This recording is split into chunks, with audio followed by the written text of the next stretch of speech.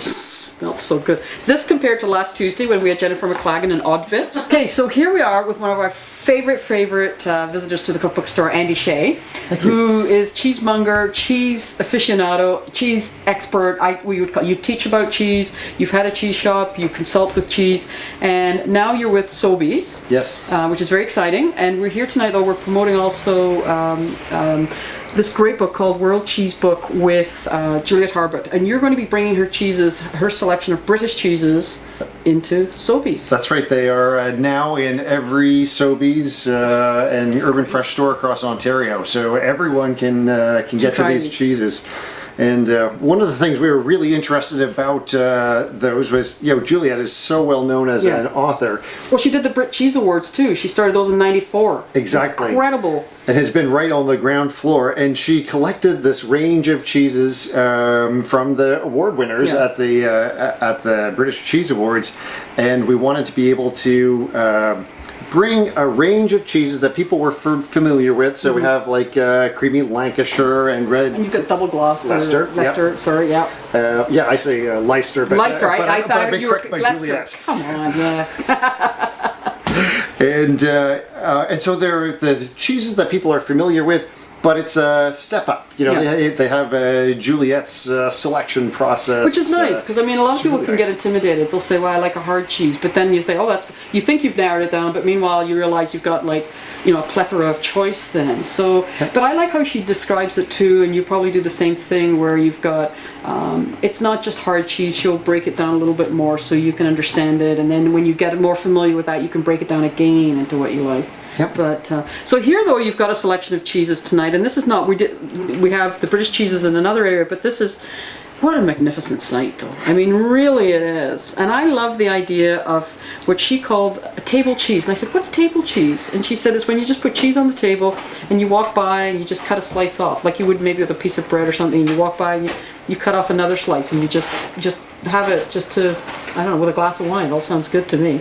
It's I find cheese is just tremendously filling that way. I've been snacking in the afternoons on an apple and a small piece of cheese, and it really just really satisfies your appetite.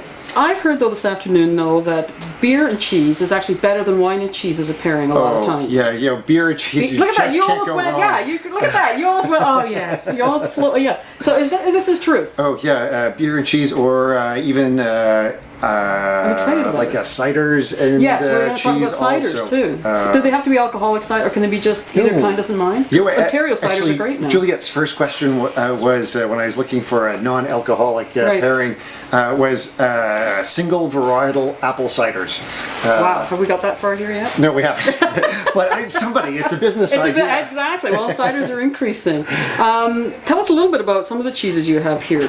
Yeah, well, these are all cheeses that are exclusive to Sobeys.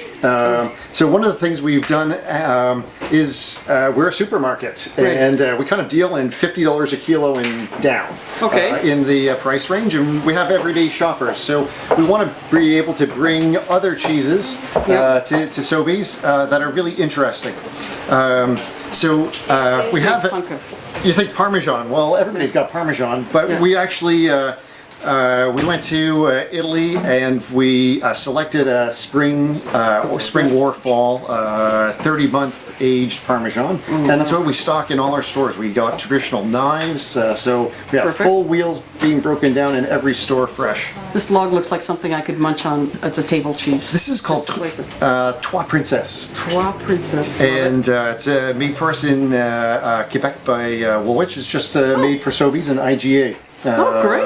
See, and I would never think of Sobeys as being such a cheese, but you've brought the program up so much more now to where it's... Well, we're really trying to... Yeah, and I think that's terrific. To stretch the range a bit, because I think that's what people are really looking for. You know, they want the basics, but they want to be able to go in and select some cheeses. This is a great cheese from Northern California, from Cypress Grove. It's called Truffle Tremor.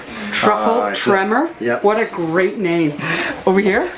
This is called filou. It's a cow cheese with an ash vein. Okay. Then we have this gorgeous little bloomy rind cheese, Inspiré, Fantastic. from Quebec. And under the dome. I Under love how the you do that dome under the dome. Is that's also from Cypress Grove, and it's Humboldt Fog. It's really Humboldt Fog? Yeah, we had Great names. Yeah. We had Bob McCall up the Yeah. other weekend. He says it's America's best known artisan cheese. Oh, is that right? It's been around for great. 20 years. It's very Good. famous and just now available in Canada. I'm loving it.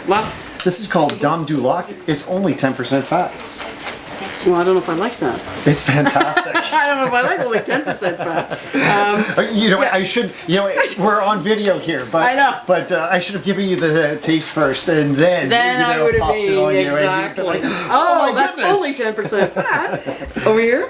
Blackburn. Blackburn, It's, yes. It's my favorite cheese Oh, is it? from them. Is It's that this week, or do you have a favorite cheese this week, and then next week will be something else? Yes, and depending on the mood and the weather, exactly. absolutely. So it's more like a Laguiole or a Sailor. Beautiful presentation too, and this is how people can do. I like the idea now. Instead of the wine and cheese party, they do a beer and cheese or cider and cheese. I think that gives you can people just, a great range of possibilities, because not everybody likes wine either. So Can absolutely thank you. mix So it let's up. go visit Sobeys next time and get our cheese. Thank you very much. Thanks, Andy. We're here with Juliet Harbutt from England. She's just written the Finest Selection World Cheese Book. What did you hope to achieve with this book? World domination. Good. Basically what I wanted to do was to just say to people, look, there are hundreds of cheeses around the world. This is a wonderful taste of them. But go out there and discover some of the most amazing cheeses that you will find around the world. There's 750 cheeses profiled here. How did you go about profiling them?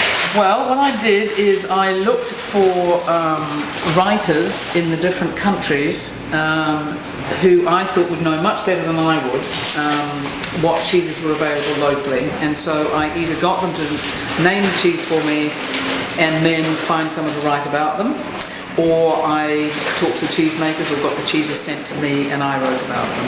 So mainly it was a combination of all of those things to try and get a wonderful consistent style through the whole book, but make sure that we got the right section and the selections in the different countries. Did you manage to taste all 750 cheeses? Not all of them. There were actually in some countries where it's difficult to export the cheeses from one country to England. I couldn't get them to England, and if they were countries I hadn't been to or couldn't get to, then I didn't. So some of the Canadian cheeses I never got to taste, which was very frustrating. Well, I was really thrilled because the cheese of my childhood, Pine River cheese, is profiled in this book. Oh, that's really nice. And is it a nice cheese? Please tell me it's a nice cheese. Well, it was. I mean, it was the red cheddar that we always ate. When people are buying cheese in a retail setting, what should they be looking for? I think they need to ask as many questions as they can, to buy nice chunky pieces rather than thin miserable pieces, because the thin piece will dry out really quickly.